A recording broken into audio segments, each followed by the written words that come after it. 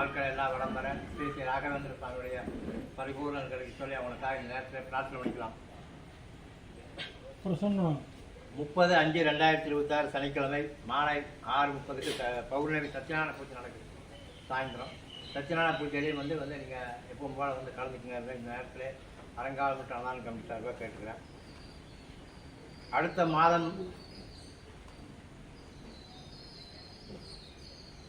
மாதம் வந்து 18/6/2026 வியாழக்கிழமை குரு புஷ்ய யோகம்னு சொல்லி வரும். நான் அன்றைக்கே சொன்னேன். பூச நட்சத்திரமும் வியாழக்கிழமை வரக்கூடிய நாள் வந்து குரு புஷ்ய யோகம். அந்த நாட்களில் வந்து எந்த பிருந்தாவனமாக எல்லா பிருந்தாவனங்களையும் வந்து போய் பாராயணம் பண்ணிக்கிறதுங்கிறது ரொம்ப ரொம்ப சிறப்பு. அன்றைக்கி வந்து ரொம்ப நமக்கு வந்து வேண்டுதலை வந்து ரொம்ப சீக்கிரமாக வந்து அவர் அனுகிரகம் பண்ணுவார். அந்த நாளில் 18/6/2026 வியாழக்கிழமை குரு புஷ்ய யோகம் 1. 2வது நீங்கள் வந்து அன்னதானம் பண்ணலாம். அன்னதானத்துக்கு உண்டான பொருட்களை வாங்கி கொடுக்கலாம்.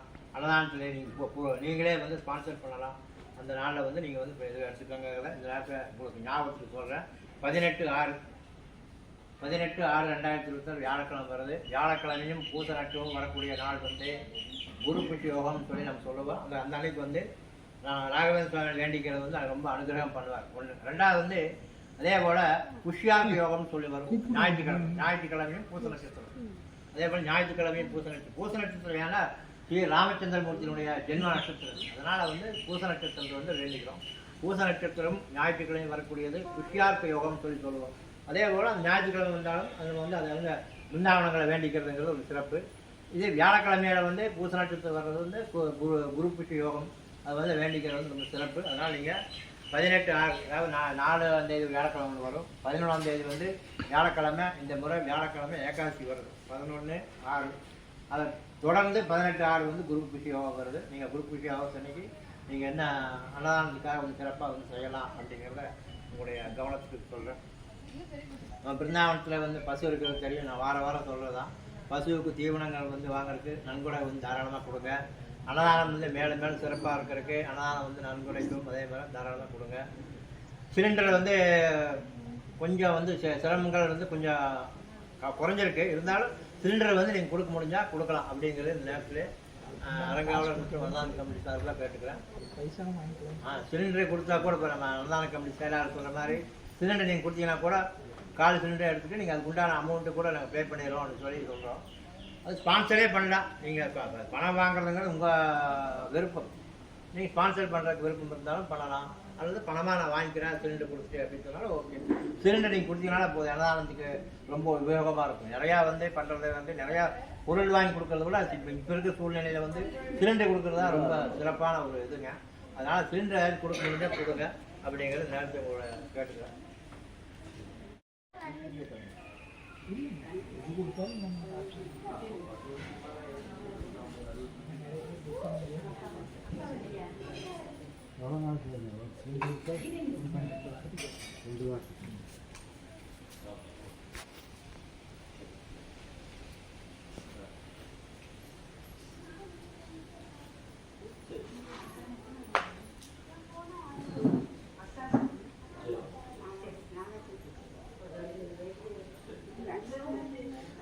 சரி